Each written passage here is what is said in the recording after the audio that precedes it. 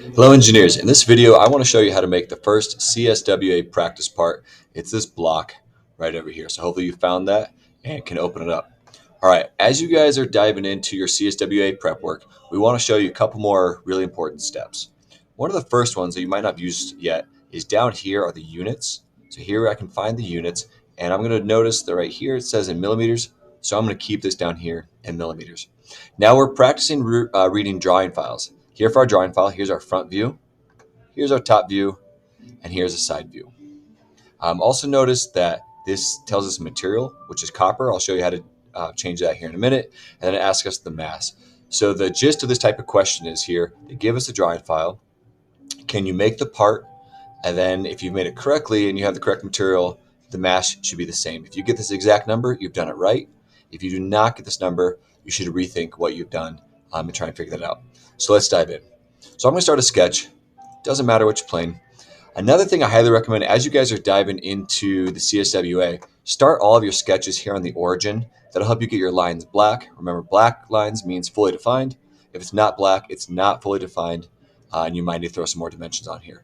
All right, so starting, I'm going to probably start in this corner just so we're on the same page. I'm going to kind of sketch the rough shape. There slightly. It's wanting to snap in with these straight lines for me, and I appreciate that. So I'm going to let it snap in.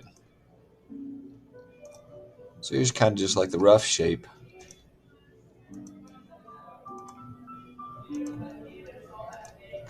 All right, let me throw some dimensions on. Right off the bat, I see this 40 here. So let me do that 40.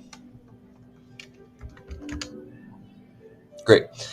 Next, I see that this is 80 up here from the top view. So let me change this to 80. I'm going to drop it down here.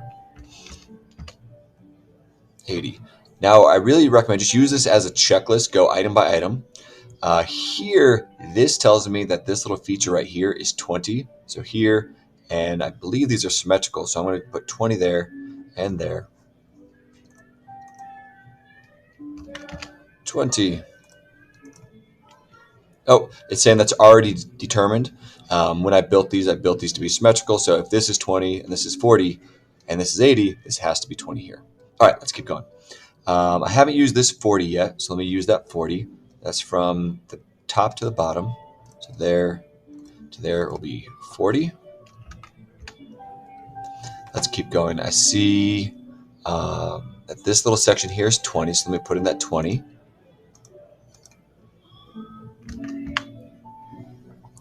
Now, I want to be sure this is also 20. I don't know if that's right yet, so I'm going to just double check. Yeah, I did not, so I'm going to put that's 20 as well.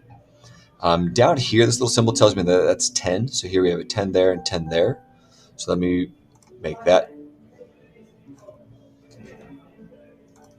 10. We go this way.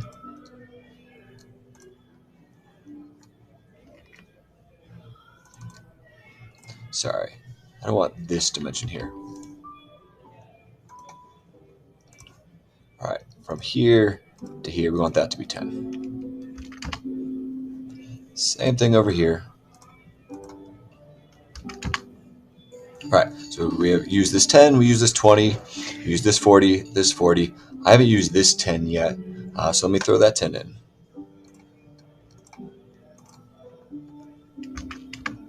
All right, so this is a really good sign. My sketch is fully black. Remember, you want your sketches to be fully black. That means it's fully defined. If you have any blue, you might want to take a second look at it and see, are you missing any dimensions or any constraints to get that right?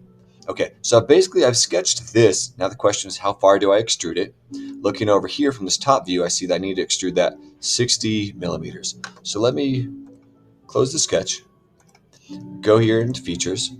I'm going to extrude this 60 millimeters. Great. Next step will be changing the material. So I can come over here. I'm going to right click on this, go to material. Usually we'll need to go into edit material. And now here we have a large menu. Let me make this a little bit bigger. I'm going to close the steel menu, go into the copper menu, select copper, and hit apply. Now that we've done that, notice the color changed and it's now copper. Now for the moment of truth, let's check the mass, and hopefully I got this right. I'm going to click evaluate up here, this mass properties button, And here is our mass. Good luck. I got the exact same as what they had here. So here's what you guys need to submit. So once you have this, take a screenshot that includes your mass and the part, and then throw that on your slide. And that's it.